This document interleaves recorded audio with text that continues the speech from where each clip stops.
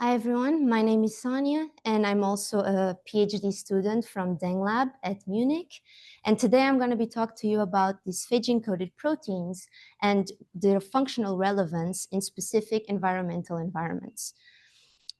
So we all know that antimicrobial resistance is one of the biggest threats to global human health. And Acinetobacter baumannii is of critical importance due to its high prevalence in hospital-acquired infections. But it's not just that. baumannii is a very strong biofilm producer, and this biofilm makes it so that it can persist in medical devices like ventilators, catheters, etc. And this leads to ventilator-associated pneumonia, which in the lungs is very common to turn into chronic lung infection. The reason for that is that the lung are coated with epithelial cells. These epithelial cells produce this mucus layer. And typically the mucus layer would be an extra layer of defense. So for example, if you're breathing, you have allergens, pathogens, they would get trapped in this mucus layer and you would not contract as many infections. The thing is, the baumannii biofilms have the capability to adhere to these epithelial cells and just proliferate in this mucus layer. Basically, the mucus layer, instead of a protection for the patients, is a 5-star resort for baumannii biofilm. It has very high level of nutrients, moisture, and it acts as an extra layer of protection on the biofilm by hindering access from not only the patient's immune system, but also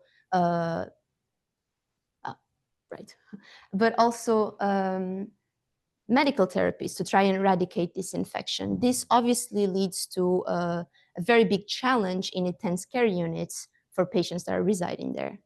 And with this increase in ineffective therapies that we are seeing, it's obvious that we need alternative therapies. I don't need to explain to you why phage therapy is one of these very potential therapies to apply.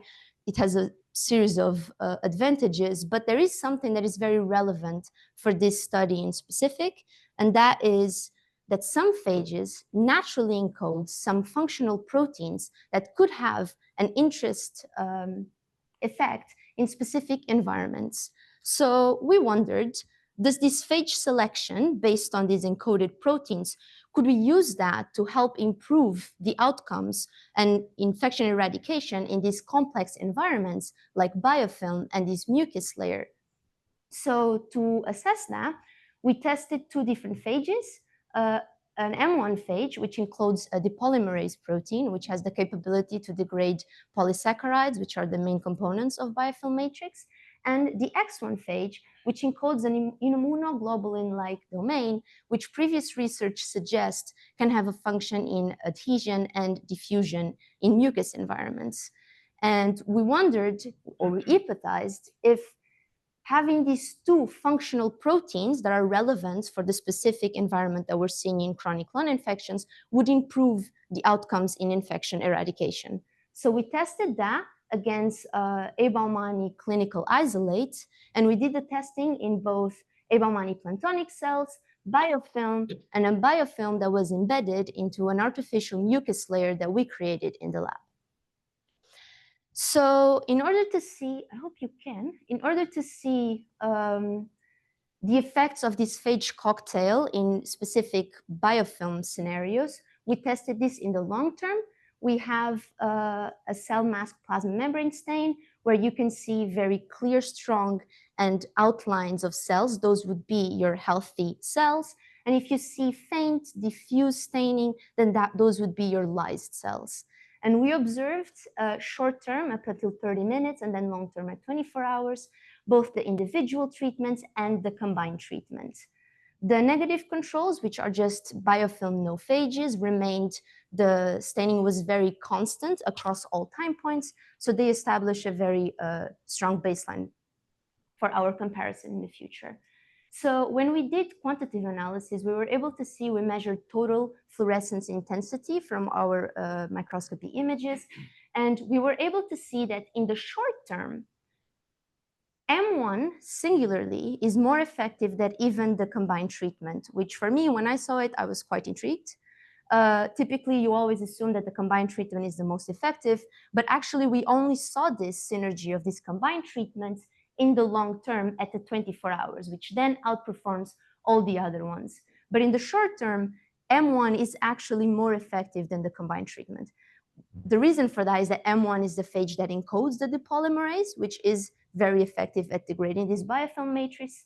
And yeah, we did the testing for 3 biological replicates, and we would like to point out that we don't think this necessarily reflects antagonism between the 2 phages in the short term. It's more that M1 is really truly effective in the short term, and then in the long term, we see the winning of the combined treatments due because of just selective pressures. We have 2 selective pressures to adapt from, which is less likely to develop resistance than just one phage. Then after that, we wanted to really see how these different environmental, different growth types would impact not only this phage effect, but also this distribution.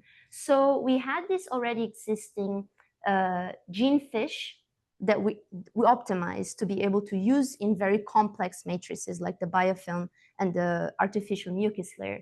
So we tested both combined treatment and singular treatments against planktonic biofilm and the artificial mucus layer plus biofilm. And we had 2 probes, a probe that is marked in red against the depolymerase gene and a probe against the Ig-like domain. I do really hope you can see the probes, but I've presented this before and chances are you can't. So my apologies, I can show you the figures later if you're very, very interested. We also had a counterstaining dye to mark the bacterial cells, which is nuc blue. And yeah, we followed this by quantitative automated image analysis using cell profiler pipeline. And we measured several different parameters. We measured the colocalization between the probes and our cells. We measured the number of particles per cell, general distribution, and fluorescence intensity. For the sake of time, I'm going to just show you the more interesting ones that I found. And basically, we saw that this depolymerase gene remained consistent across conditions, yet it decreased under combined treatment, which we do think it might be a result of this competitive fitness. The Ig gene, however, is much more variable, which was a constant across all assays. And we think that the reduction from about 80% to about 40% in gene presence could be a result of spatial constraints, because we don't see that as much in the planktonic cells, but we do see it consistently in the biofilm. But then we see, interestingly, in the singular treatment, an increase in the artificial mucus layer in biofilm, which might indicate that the Ig gene really does give a certain competitive edge in the presence of mucus on top of the biofilm. We also saw that the number of particles per cell remained constant for the depolymerase gene, but we do see a change in the Ig-like domain.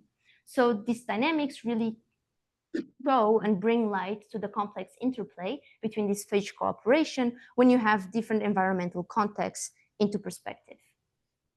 We also measured the area of our cell and the eccentricity of each cell to see if we can see maybe some typical stress phenotypes present. And we did see that first, we did not see any significant differences across growth states. So in the presence of no phages, biofilm versus planktonic versus artificial mucus layer plus biofilm does not change the cell just by itself, cell area or shape. But in the presence of X1, we were able to see some morphologic changes, particularly an increase in size. This was just for planktonic cells, not for biofilm or artificial mucus layer, interestingly. But this phenotype is very reminiscent of these stress responses that we typically see with antibiotics, etc. However, we did not see any changes in cell eccentricity, which is just how flat or how circular a cell is, across all conditions. We followed this by gene expression. So we extracted RNA, did reverse transcriptase and qPCR to see if each of these genes changed in expression in different growth conditions.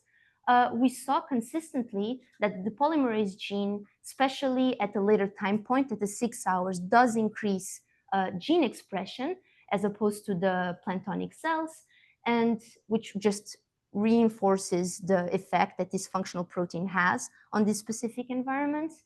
And then the Ig-like domain, again, slightly more variable.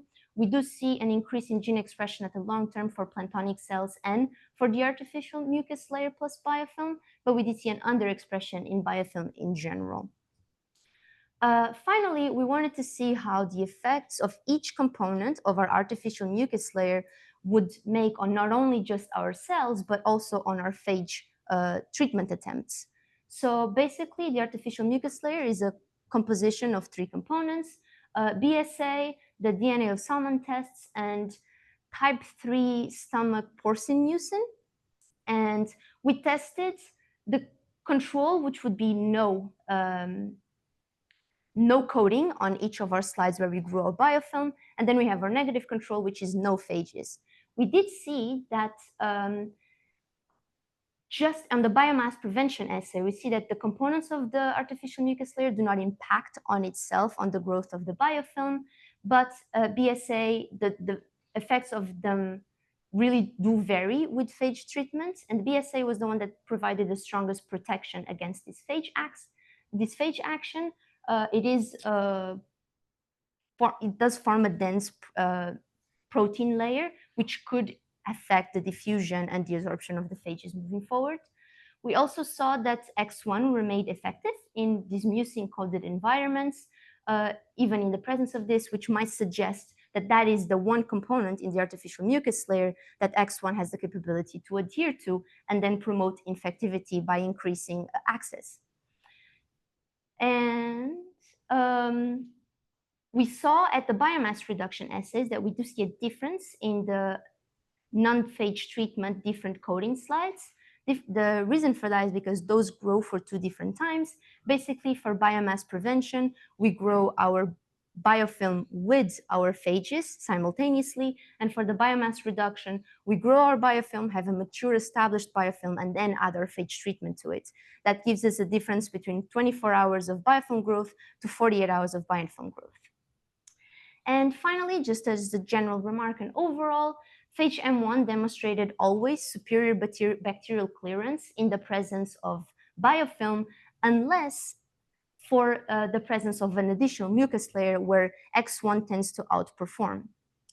Additionally, the gene expression of these proteins of interest are enriched on these conditions where the proteins are functionally relevant, and across all environmental conditions, combined treatment in the long term tend to be the most effective option treatment.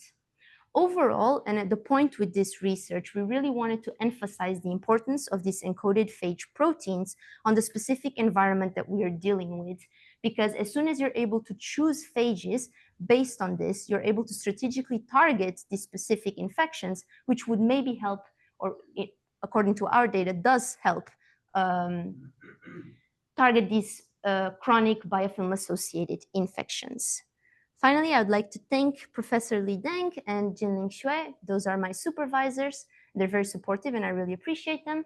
And thank you for all of your patience listening to me speak, and I'll take your questions.